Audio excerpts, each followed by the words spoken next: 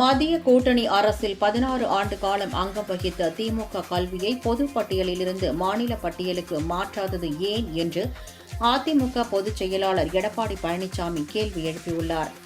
சிவகங்கை மாவட்டத்தில் மக்களை காப்போம் தமிழகத்தை மீட்போம் என்ற எழுச்சி பயணத்தில் கலந்து கொள்ள இன்று காலை திருச்சி விமான நிலையத்திற்கு வந்த முன்னாள் முதலமைச்சரும் அதிமுக பொதுச் செயலாளருமான எடப்பாடி பழனிசாமி செய்தியாளர்களுக்கு பேட்டியளித்தார்.